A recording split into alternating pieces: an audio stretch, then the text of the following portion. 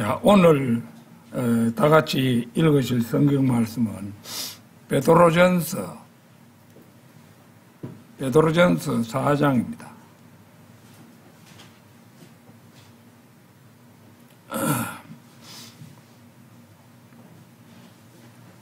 베드로전서 4장 7절에서 11절까지 말씀입니다. 다 찾으신 줄 알고 받들어 읽겠습니다. 그러나 모든 것들의 끝이 가깝도다. 그러므로 너희는 정신을 차리고 기도에 깨어 있어라. 그리고 무엇보다 너희들 가운데서 성도의 사랑을 뜨겁게 품어라. 이는 성도의 사랑이 허다한 죄들을 덮을 것이기 때문이라. 원한을 품지 말고 서로 환대하라. 하나님의 다양한 은혜를 맡은 선한 청지기들로서 각인이 은사를 받은 대로 그처럼 서로를 그 은사로 섬기라. 만일 어떤 사람이 말하거든 그는 하나님의 신탁의 말씀들 같이 말할지니라. 만일 어떤 사람이 섬기거든 그는 하나님께서 주시는 기량에서 나온 것 같이 그것을 할지니라. 이는 하나님께서 모든 것들 안에서 예수 그리스도를 통하여 영화롭게 되시도록 하려 함이니 그분께 찬송과 통치권이 영원 무궁토록 있기를 바라노라. 아멘.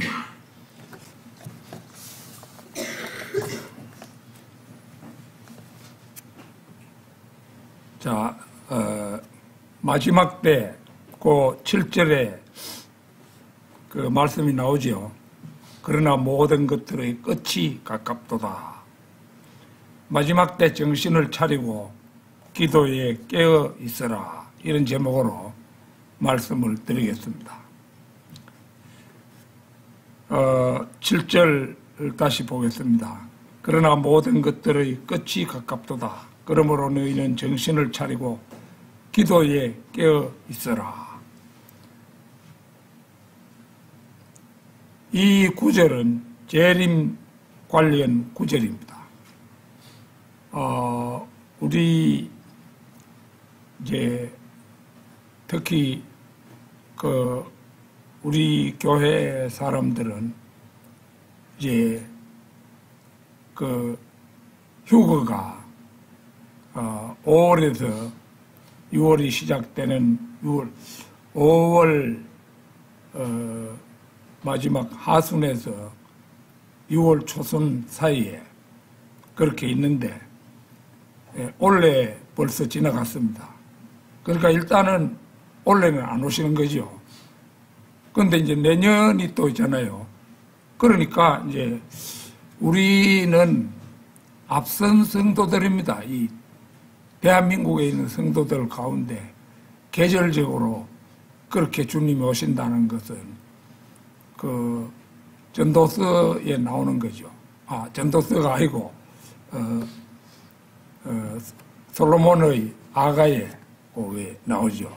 그래서 그 말씀을 깨달은 우리는 이제 일단 6월 초순이 지나가면은 올해도 또 한 해 더 넣어주시는구나 이렇게 생각하고 이 세상과의 어떤 삶에 다시 임하게 되는 거죠.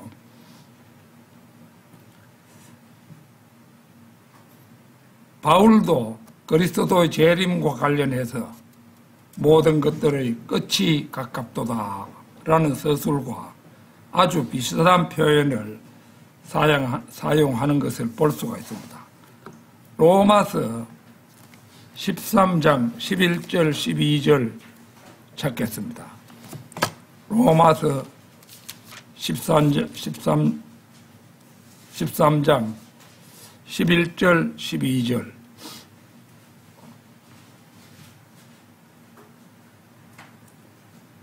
그리고 때를 아나니 이 말씀도 상당히 의미심장하게 우리 가슴에 다가오지요. 우리가 연중에 주님께서 오실 때를 알고 있잖아요. 그리고 때를 아나니 지금이야말로 잠에서 깨어나야 할 무르익은 때라. 이는 지금이 우리가 믿었을 때보다 우리의 구원이 더 가깝기 때문이라. 밤이 한참 지났고 낮이 가깝도다. 그러므로 우리가 어둠의 행위들을 벗어던지자. 그리고 우리가 빛의 갑옷을 입자. 먼저 11절에서 바울은 지금이야말로 잠에서 깨어나야 할 무르익은 때라. 이렇게 지금을 정의합니다. 킹 제임스 성경은 뭐 해야 할 시간 이런 것을 나타낼 때 하이타임이라 그런 말을 사용했는데요. 높은 때라는 그런 의미인데 모래시계를 보고 서술한 말입니다.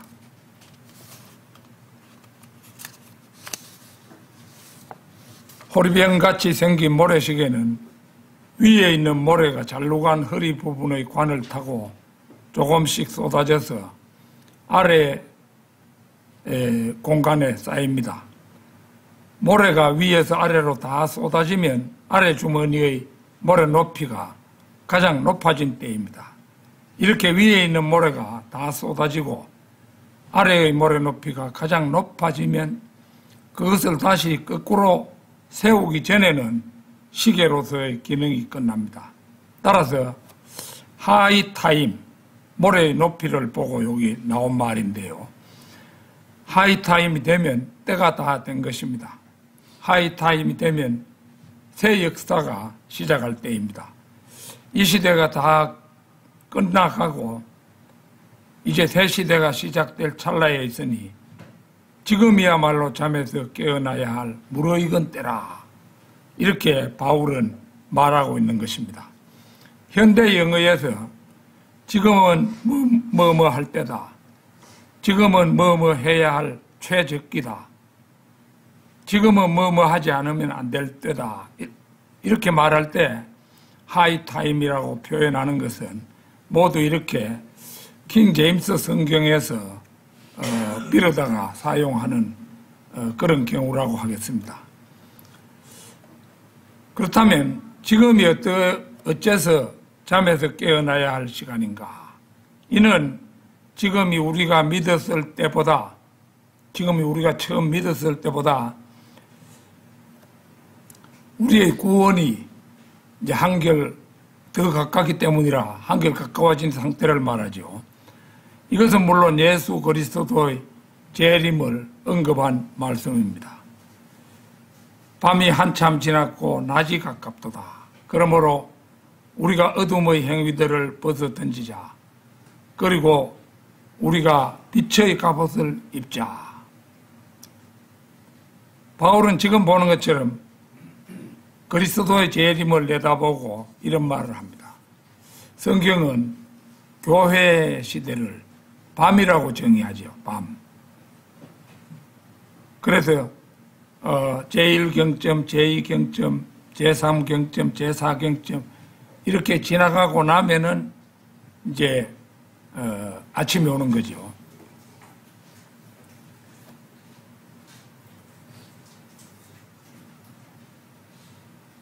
그러니까 밤이 한참 지났고 낮이 가깝도다. 이 말씀은 교회 시대의 종말을 바울이 얼마나 절박하게 유념하고 있었는가를 잘 보여줍니다. 바울이 이 말씀을 기록하던 때는 교회 시대가 막 시작되던 때였습니다. 그러므로 그의 이 말은 교리적으로 교회 시대의 종말이 바울의 때였다는 것이 아니라 바울이 자신의 때에 이미 교회 시대가 종말을 향하여 치닫고 있음을 절실하게 느끼고 있었다는 뜻입니다. 밤이 많이 지났다는 것은 그 밤이 내 경점이 다 지나가고 이제 해가 뜰 때가 되었다는 말씀이죠. 다시 말해서 예수 그리스도께서 재림하실 때가 가까이 이르렀다는 말씀인 것입니다. 오늘날 우리들이야말로 참 행운아들이라고 볼 수 있죠. 저는 혹시 누락될지도 모릅니다만은 여러분은 가장 확률상으로 높죠. 공중 들림을 받을 그러한 유리한 입장에 있는데 저도 그 꿈을 버리지 못하고 간직하고 가능하면 제 수명을 그것도 하나님이 주셔야 되겠지만은 그래서 매일같이 운동하면서 제 수명을 늘리는 방향으로 그렇게 삶을 살아가고 있습니다. 자, 마지막 때 정신을 차리고 기도에 깨어 있어라. 첫째는 성도의 사랑을 뜨겁게 품으라는 권면입니다. 8절입니다. 그리고 무엇보다 너희들 가운데서 성도의 사랑을 뜨겁게 품으라. 이는 성도의 사랑이 허다한 죄들을 덮을 것이기 때문이라. 여기에 쓰인 사랑은 영어의 러브가 아니라 고린도전서 13장에서처럼 체리티라는 단어에 해당합니다. 우리가 그리스도 안에서 형제 자매가 된 사람들을 사랑하게 되면 형제들의 죄들을 어딘가 너그럽게 눈감아 주게 되기도 하고 그들의 죄들을 덜먹거리는 것을 삼가게 됩니다. 교회 성도들이라고 해서 세상 사람들과 차이가 나야 되겠지만 차이가 안 날 때도 있는 거죠. 그래서 좀 못마땅한 사람이 있으면은 저 어쩌는 거 한번 보자. 이렇게 지켜보다가 자기가 예상했던 것이 빗나가면은 거기에 입을 대고 이렇게 해서 형제 자매들의 죄를 그대로 보아 넘기지 못하는 경우가 들어는 있게 되는 것입니다. 그렇지만은 이제 성도의 사랑을 뜨겁게 품으면 이제 형제 자매의 죄들을 덜먹거리는 것을 이제 삼가게 되는 거지요.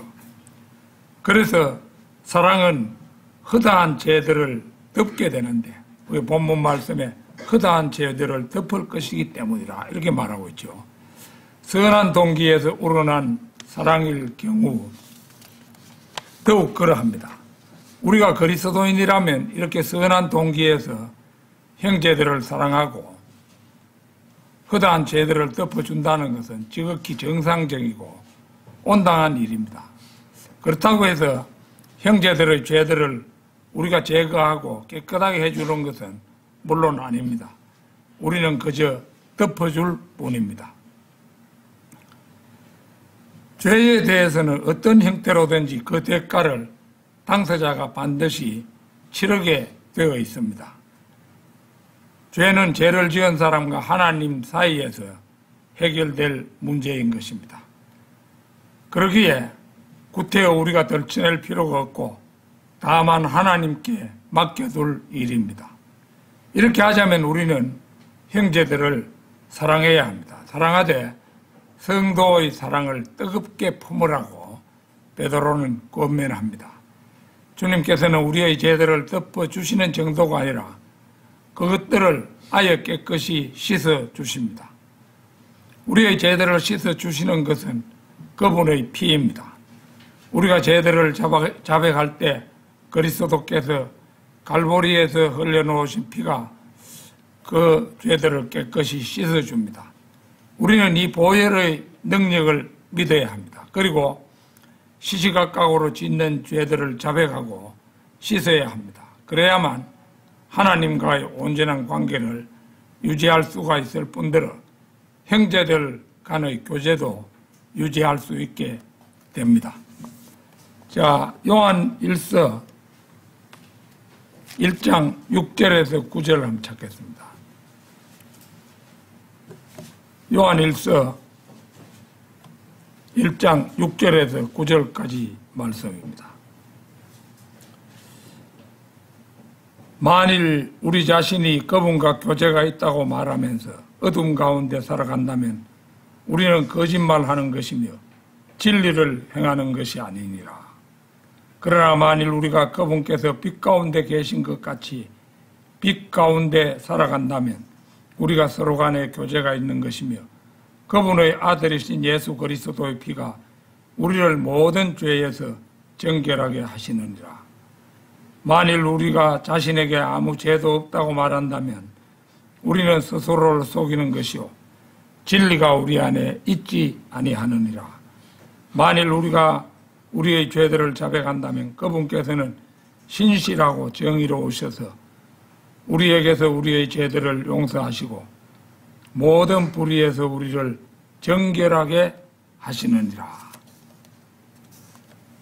여기에서 우리가 특히 눈여겨볼 일은 9절입니다.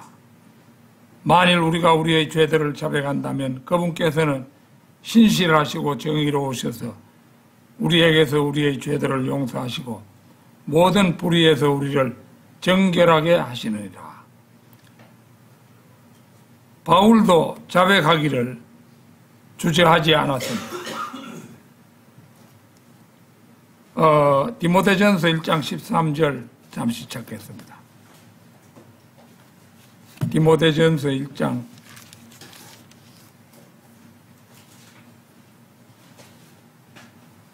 13절입니다.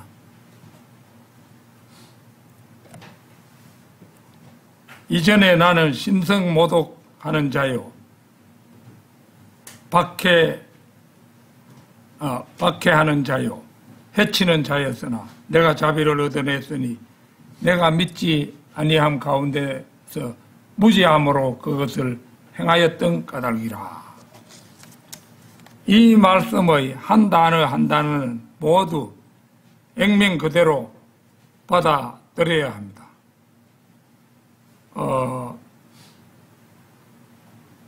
바울은 하나님을 모독했습니다. 사도행전 26장 11절에서요. 또한 바울은 박해했으며 이거 역시 사도행전 26장 11절에서입니다. 그는 또 사람을 해치기도 했습니다. 이거는 사도행전 26장 10절에 나옵니다. 바울은 그리스도를 죽였던 사람들처럼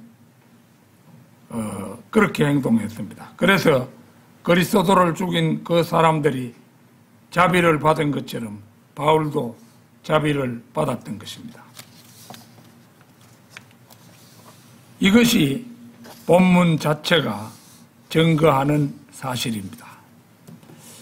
마지막 때 정신을 차리고 깨어 있어라. 둘째는 원한을 품지 말고 서로 환대하라는 권면입니다.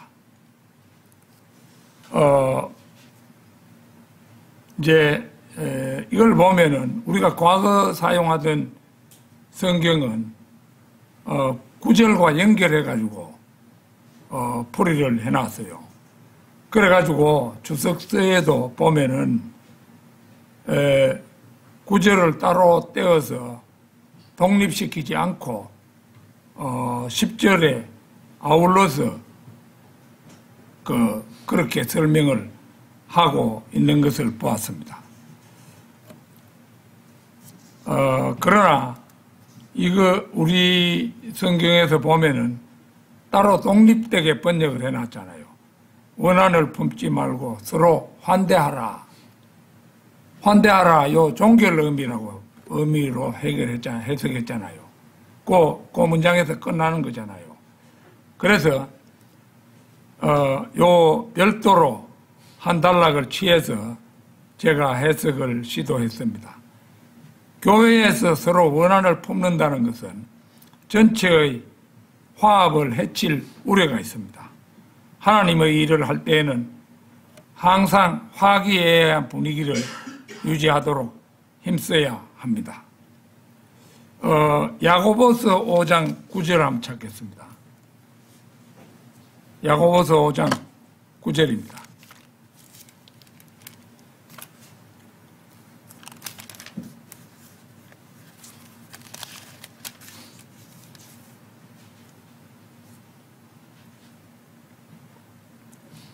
자, 형제들아, 서로에게 원한을 갖지 말지니 너희가 정죄받지 않게 하려 함이라.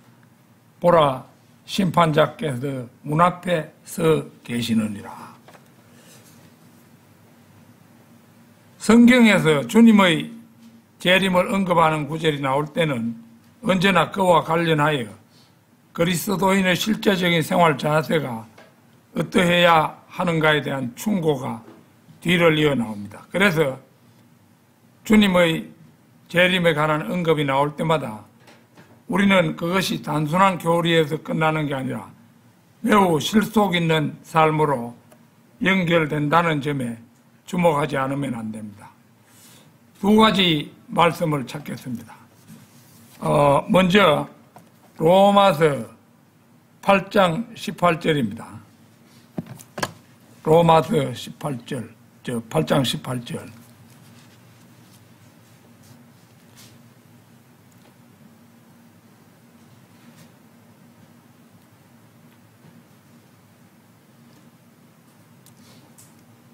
이는 이 현 시대의 순환들이 우리 안에 나타날 영광과 비교할 만한 가치가 없다고 내가 간주하기 때문이라. 다음은 고린도전서 4장 7절입니다. 고린도전서 4장 7절.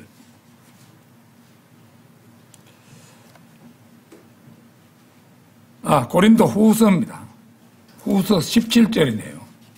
고린도 후서 4장 17절.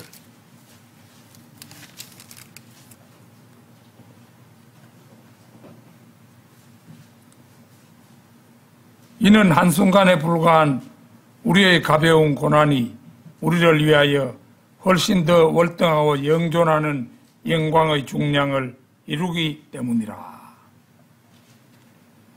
그러니까 우리가 이제 세상에서 살면서 죄를 견디는 데 있어서 죄악을 범하고 이런 것을 견뎌나갈 때에 이제 참 지루하게 생각된다는 느낌도 있을 것입니다. 그러나 그게 한순간에 불과하다는 거죠. 우리 주님 앞에는 영원 세월도 한순간에 불과한 겁니다. 우리 인간에게는 10년 세월 하면 아득하지요.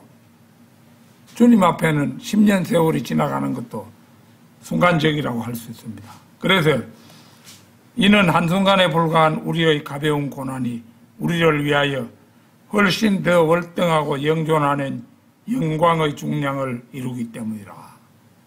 이게 이제 그 순간에 우리가 한순간에 불과한 우리의 가벼운 고난을 견딜 때 아주 월등하게 긴 우리의 영광의 중량을 이룬다는 겁니다. 주님의 재림은 임박했습니다. 그러나 그렇다고 해서 염려할 게 아니라 오히려 기뻐하라고 성경은 말씀합니다. 빌립보서 4장 4절 한번 찾겠습니다. 빌립보서 4장 4절입니다.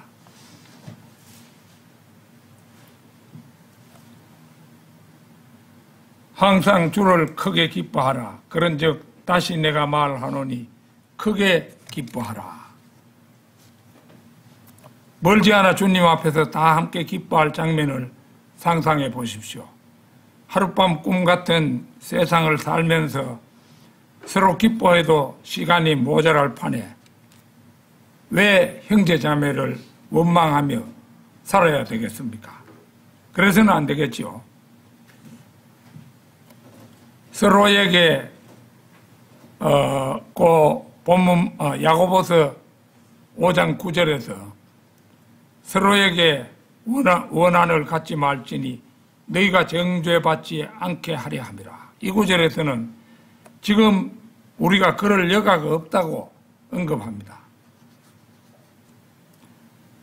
주님의 다시 오심이 하도 가까이 임박했기 때문에 그런 것 말고도 해야 할 일들이 태산 같은즉 시시하게 남에게 원한이나 품고 앉아있을 새가 없고 원한을 품은들 그 원한을 풀 수 있는 기회가 우리에게 오지도 않는다는 말입니다.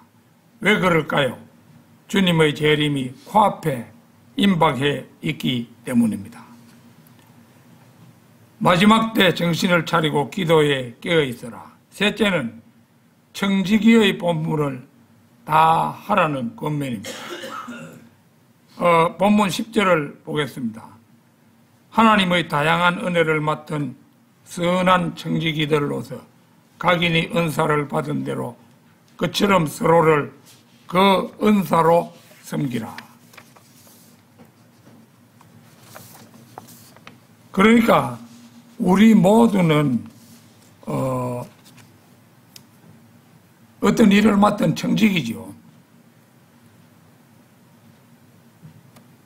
청지기는 단순히 회계장부를 맡았다고 해서 그 사람만 그 사람을 가리키는 말이 아니라 하나님의 다양한 은혜를 맡은 사람으로서의 청지기입니다. 가령 거리설교의 한 분야를 맡았다면 거리설교, 또 설교를 맡았다면 설교의 한 부분, 이런 건데요. 그게 모두 청지기의 역할입니다. 가령 화장실 청소를 한다든지, 계단이 더러워졌으면 그 계단을 쓴다든지 하는 이런 것들도 전부 다 청지기의 역할이죠. 우리 모두는 청지기에 해당하는 것입니다. 자, 고린도전서 4장 1절 찾겠습니다.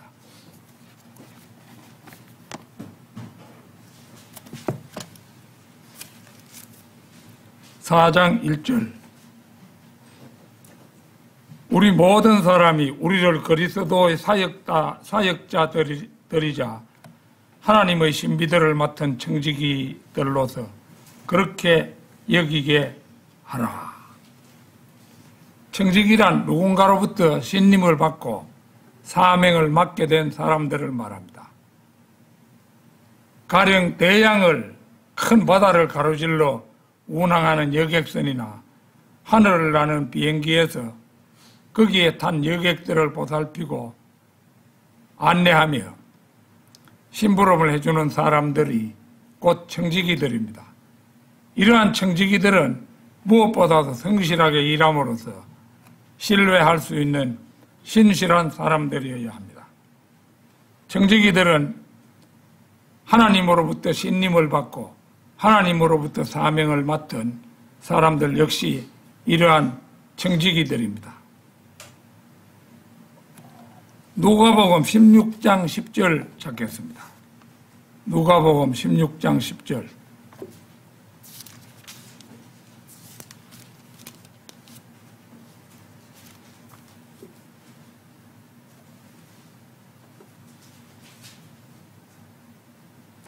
지극히 적은 것에 신실한 자는 많은 것에도 신실하니라. 그리고 지극히 적은 것에 불공정한 자는 많은 것에도 불공정하니라. 보는 것처럼 하나님의 일을 맡은 청지기들은 돈과는 상관없는 사람들이라는 점이 특색입니다. 이들은 하나님의 신비들을 맡은 청지기들입니다. 이들 신실한 청지기들에게는 7가지 신비들이 맡겨져 있습니다. 첫째는 예수 그리스도께서 처녀의 몸에 성령으로 잉태되어 탄생하셨다는 경건의 신비입니다. 디모데전서 3장 16절 찾겠습니다. 디모데전서 3장 16절.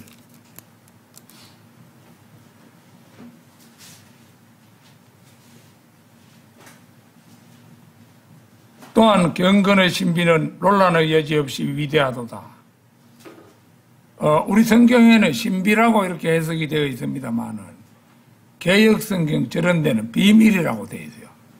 크도다 경건의 비밀이여 이런 식으로 해석을 해놨어요. 비밀하고 신비는 완전히 다른 겁니다.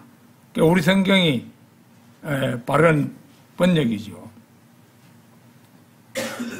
마지막에 3장 16절 또한 경건의 신비는 논란의 여지 없이 위대하도다. 하나님께서는 육체로 명백하게 나타나셨고 성령 안에서 정당함을 입증받으셨으며 천사들에게 보이셨고 이방인들에게 선포되셨으며 세상 속에서 믿어지셨고 영광 속으로 들리어 영접받으셨도다. 분명하게 여기에 신비라고 되어 있는 거죠. 둘째는 구원받은 자들 안에 그리스도께서 들어와 거하신다는 신비입니다.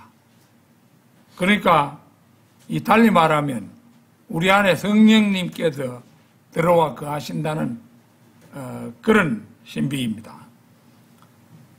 자, 골로새서 1장 27절 한번 찾겠습니다.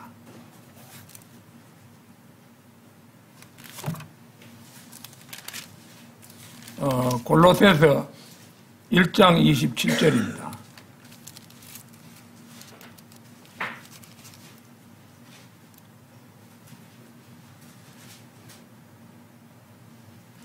하나님께서는 이 신비의 영광의 부요함이 무엇인지를 이방인들 사이에서 성도들에게 알리기를 바라시느니라. 이 신비는 너희 안에 계신 그리스도 곧 영광의 소망이시라. 우리 안에 예수 그리스도께서 들어와 계시는 거죠.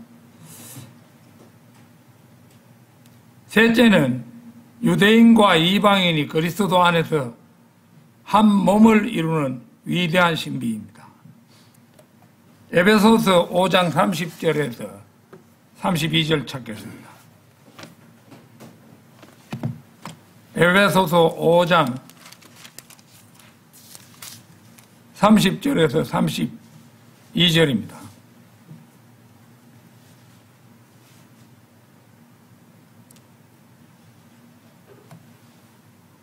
이는 우리가 그분의 몸과 그분의 살과 그분의 뼈들의 지체들이기 때문이라.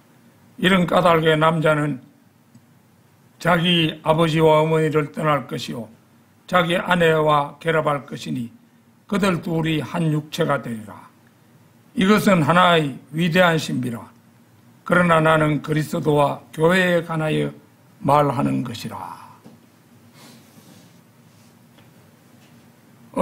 이게 이제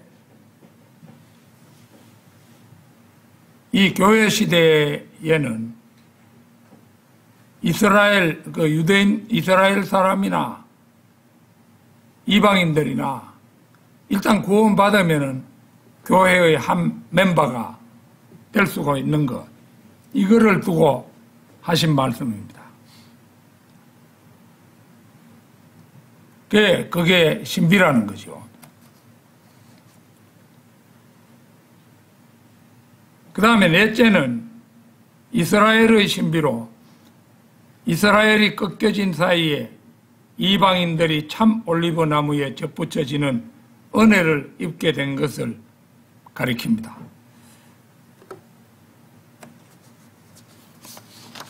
자, 로마서 11장 25절 찾겠습니다.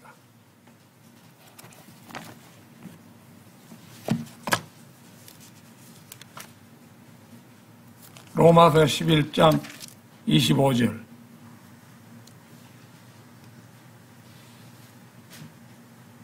형제들아, 이는 너희가 이 신비에 대해 무지하게 되기를 내가 바라지 아니하기 때문이니 너희가 너희 자신의 망상들 가운데서 지혜롭게 되지 않게 하려 함이라. 부분적으로 눈멀게 됨이 이스라엘에게 발생되었으니 이방인들의 충만함이 들어올 때까지라.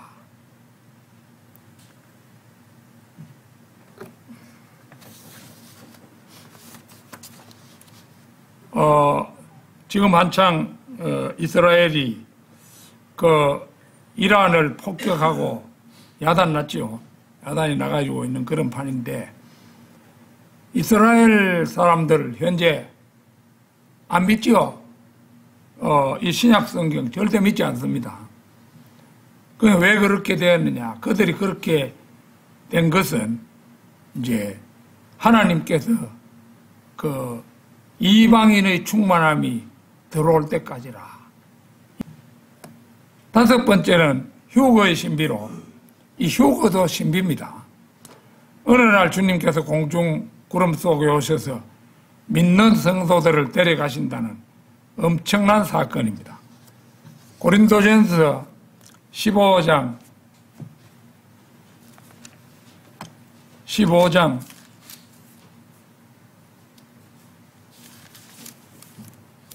51절 52절입니다.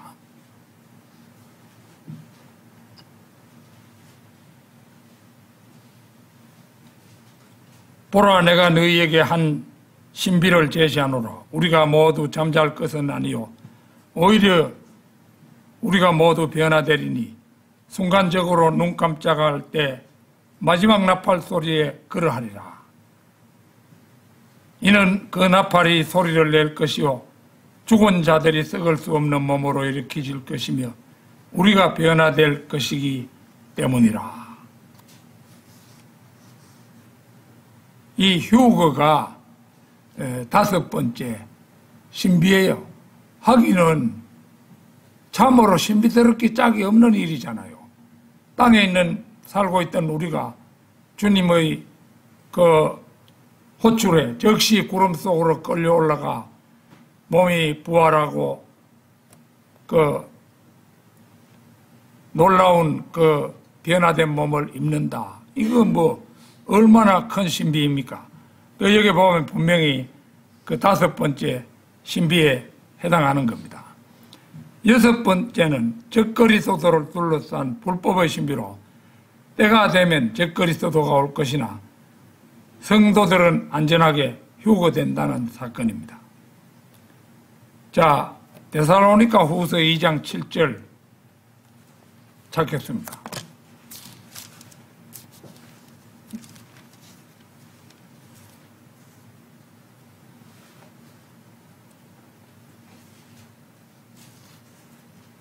데살로니가 후서 2장 7절.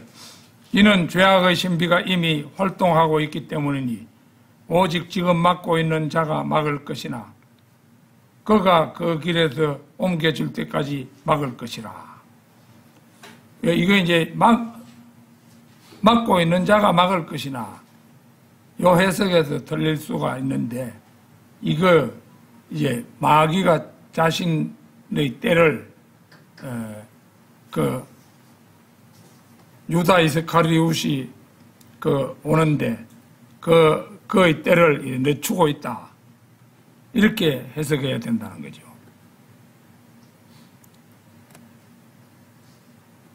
그 다음에 이제 마지막 일곱 번째는 큰 바빌론, 땅의 창녀들과 가정한 것들의 의미에 관련되는 신비로 로마 가톨릭의 본거지인 바티칸을 가리킨 것인데, 전능하신 하나님께서는 약 400년 후 일곱 언덕의 중심부에 마귀의 세력 로마 가톨릭의 본거지가 건설될 것을 미리 아시고 이렇게 구체적으로 성경에 기록해 놓으신 것입니다. 계시록 17장 5절 한번 찾겠습니다. 계시록 17장 5절.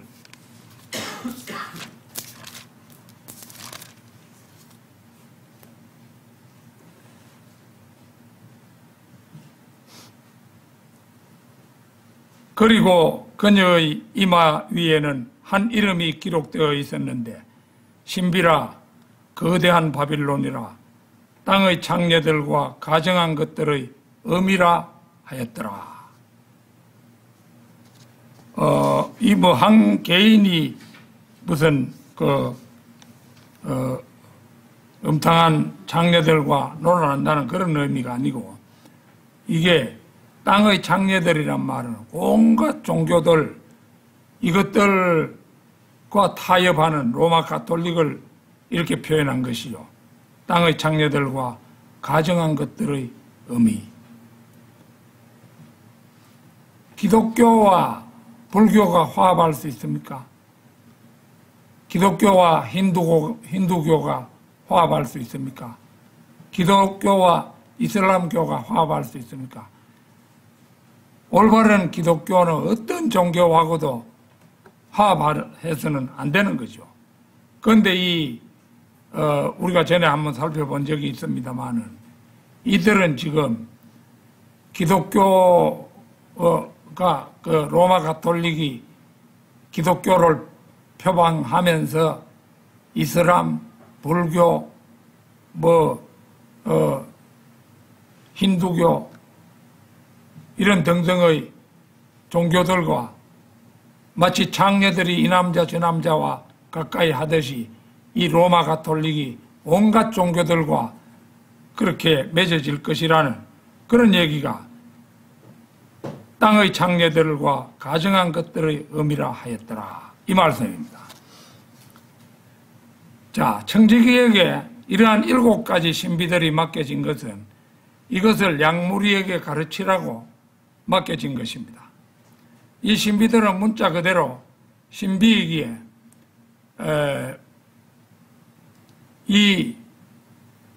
세상의 기독교들은 그들 성경 자체가 비밀로 되어 있기 때문에, 신비라는 말이 비밀로 되어 있기 때문에 그들은 그거에 대해서 설교할 수가 없는 거예요. 그래서 이것을 양무리에게 가르칠 수가 없는 거죠. 이 신비들은 성경을 통하여 계시되는 하나님의 진리들이기에 이러쿵저러쿵 성도들이 논할 문제는 아니라는 얘기입니다. 오늘날 자유주의자들은 말할 것도 없고 현재적 감각을 가졌다는 목사들 대부분이 이 신비들을 가르치고 설교할 줄을 모릅니다. 그들은 청지기로서 사명을 다하고 있지 않은 것입니다. 고린도전서 4장 2절 찾겠습니다. 고린도전서 4장 2절. 더욱이 청지기들에게 요구되는 것은 신실한 사람으로 발견되는 것이라. 이 말씀에 비추어 보면 그들은 필수적인 요건을 결핍하였기에 이미 청지기가 아닌 것입니다. 목사라는 칭호를 받았더라도 이미 청지기가 아닌 거죠. 마지막 때 정신을 차리고 기도에 깨어있으라. 넷째는 하나님의 은혜들을 맡은 청지기의 책임입니다. 본문 11절을 보겠습니다. 만일 어떤 사람이 말하거든 그는 하나님의 신탁의 말씀들 같이 말할지니라. 만일 어떤 사람이 섬기거든 그는 하나님께서 주시는 기량에서 나온 것 같이 그것을 할지니라. 이는 하나님께서 모든 것들 안에서 예수 그리스도를 통하여 영화롭게 되시도록 하려 함이니 그분께 찬송과 통치권이 영원 무궁토록 있기를 바라노라. 아멘. 청지기란 기본적으로 무엇인가를 맡은 사람입니다. 이 말은 어떤 지위에 오른 사람을 가리키는 사람이 아니라는 것입니다. 그래서 청지기로서의 직분을 받으면 교회 내에서 무엇이 어떻게 돌아가는지 잘 살피고 정해진 대로 진행되도록 보살피고 관리해야 할 책임을 지게 됩니다. 어떤 청지기는 교회 재정을 관리하는 책임을 맡기도 하고 어떤 청지기는 사역의 책임을 맡기도 하는데 여기서 언급하는 청지기는 그 은혜들을 잘 사용하여야 할 책임이 있습니다. 가령 하나님의 은혜를 맡은 청지기가 말하는 은혜를 맡았을 경우 그 청지기는 성경을 통하여 하신 하나님의 말씀에 따라 말을 하고 글을 써야만 그 은혜를 잘 사용하는 청지기입니다. 여기에 보면 글 쓰는 능력도 추가가 되어 있죠. 글 쓰는 능력.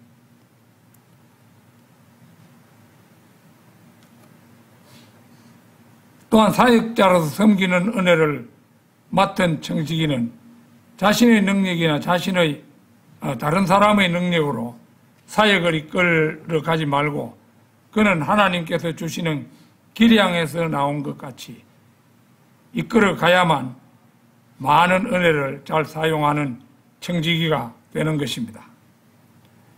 하나님께로부터 말하는 은혜를 받은 사람이 복음을 전파하고 진리를 선포하며 성경을 가르치고 강론하고 책을 쓸 때 그 은혜를 가장 잘 사용할 수 있는 첫째 요건이 바른 성경을 믿어야 한다는 거예요. 자기가 사용하는 성경을 믿지도 않으면서 뭐 다른 설교를 하고 또 뭐 책을 쓰고 이래서는 안 된다는 거죠. 아무리 열심히 전파하고 선포하고 가르치더라도 썩어 빠진 가짜 역본들을 가지고 그것으로 하나님의 일을 하고 있다면 그것은 하나님의 은혜를 저버리는 것입니다. 생전의 르커만 목사님을 생각해 볼 때 목사님은 음성으로 전달하는 말씀도 잘하셨지만 특히 책을 문장을 구사하여 쓰는 능력이 탁월하신 분이셨습니다. 그리하여 평생을 다 기울여 쓴 책을 쌓으면 자신의 키를 능가하는 많은 책을 쓰신 분입니다. 책 권수대로 막 방송으로 나온 것까지 얼마 정도 하면 한 권이다, 두 권이다, 뭐 다섯 권이다 이렇게 말할 수 있잖아요. 그것까지 다 치면은 책 권수가 160 몇 권이에요. 르커만이 쓴 책의 권수가 160 몇 권인데 160권을 한 줄로 다 쌓으면 사람 키를 능가하겠죠.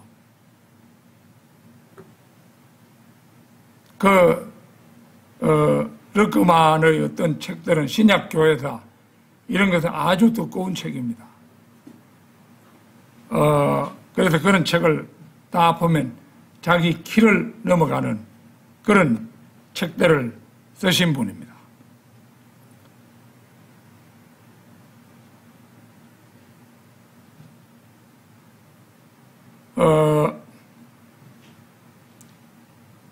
물론 이제 소설가들은 항상 자신이 쓴 소설책을 쌓으면 자신의 키를 넘길 사람이 적지 않을 것입니다. 그러나 르커만 목사님 같은 분은 성경을 토대로 쓴 책들이 자신의 키를 넘겼으니까 실로 대단한 능력이었다 할 것입니다. 결론적으로 음성은 공간적으로 한계가 있습니다. 그러나 책은 일단 발간되기만 하면 전국에 널리 배포될 수 있고 경우에 따라서는 국경을 넘어서까지 다다를 수도 있습니다. 책의 이러한 점이 아니었다면 어떻게 멀고 먼 미국의 대서양 쪽 반도인 플로리다 펜사콜라에 사는 목사님의 글을 제가 신학 공부하면서 읽을 수가 있었겠습니까? 번역이 안 돼 있으면 읽지도 못하고요.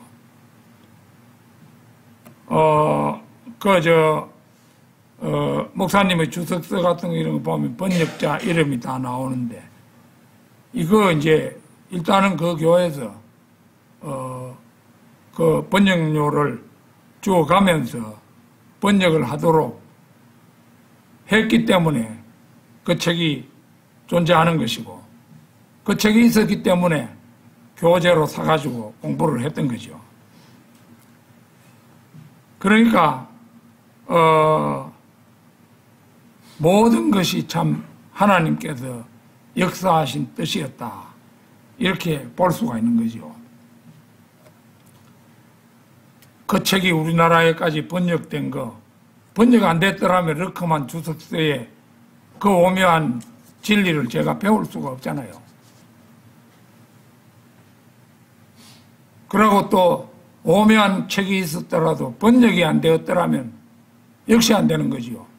그 모든 일이 하나로 어우러져서 책이 나오는 순간 그 역할이 이루어졌던 거죠.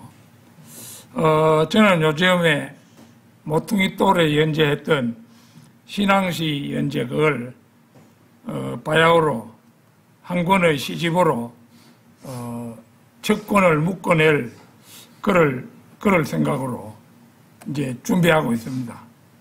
그래서 원래 이제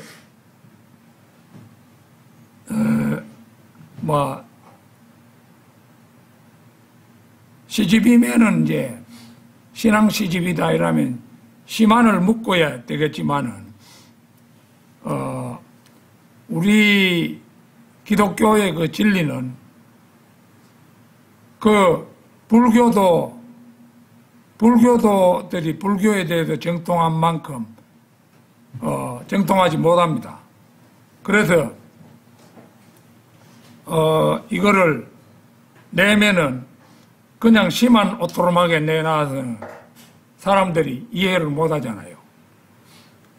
이해를 못하니까 불교의 웬만한 진리는 워낙 오랜 세월 동안에 불교의 그 이치들을 많이 우리나라 사람들이 익숙해져 있는 거예요. 그래가지고 쓰면은 뭐 약간의 주만 붙여놔도 다 알 수 있게 되는 겁니다. 그런데 기독교의 진리는 그렇지가 않아요. 그 일일이 해석해 주지 않으면 그 사람들이 해석할 수가 없는 거죠. 그래서 저는 이번에 그 한 편 한 편의 시에 제가 그 보통 대략 3페이지에 걸쳐서 시 해설을 붙였잖아요.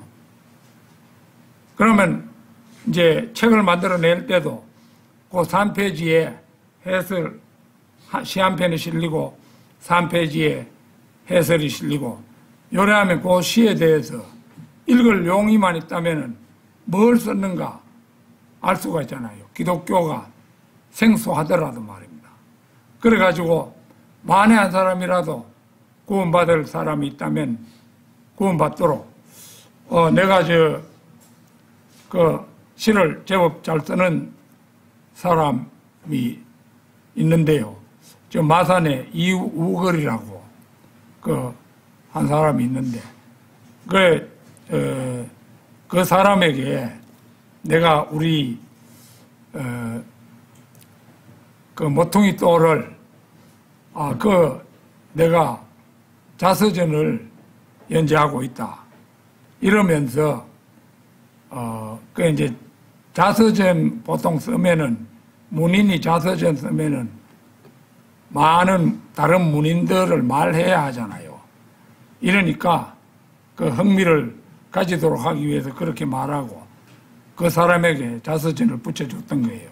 자야 모퉁이 돌을 붙여줬던 겁니다. 근데 이 사람 성격이 굉장히 까다롭거든요. 그래 좀 붙여주니까 전화가 와가지고 이제 공안 붙이라고 이래왔는 거예요. 나는 행여나 이 사람이 진리를 깨닫고 그 진리를 깨달은 바를 내한테 알려주기 위해서 전화하는 줄 알고 기대를 가지고 들어보니까 그렇더라고요. 싫다는데 내가 굳이 붙여줄 이유는 없잖아요. 그런데 자서전을 쓰면서 한 2번 정도 구원에 관한 얘기를 했어요. 일일이 그 구원의 과정을 영접 기도를 하는 장면까지 상세하게 서술해가지고 누구든지 그거를 읽으면은 할 수 있도록 그렇게 이제 했던 겁니다. 그런데 이 사람 그거 건성으로 읽은 거예요. 그러면 그 사람 시큰 읽고도 저건 남들의 구원이라 이렇게 생각하는 거죠. 그 사람 자기 구원과 연관이 있다는 것을 모르는 거잖아요. 이래가지고 지금 이제 내가 시집을 다시 내면은 가능하면 편지 한 장 써가지고 그 시집 한 권 붙여줄 작정입니다. 이래서 내가 모퉁이 돌을 붙여줬었다. 그런데 모퉁이 돌로 효과를 내지 못했다. 이제 내가 형에게 시집 한 권을 붙이니 이걸 읽고 부디 구원받은 사람이 되라. 이런 식으로 할 작정입니다. 그래서 독자들을 돕기 위해서 내가 해설 그거를 시집에 덧붙이는 겁니다.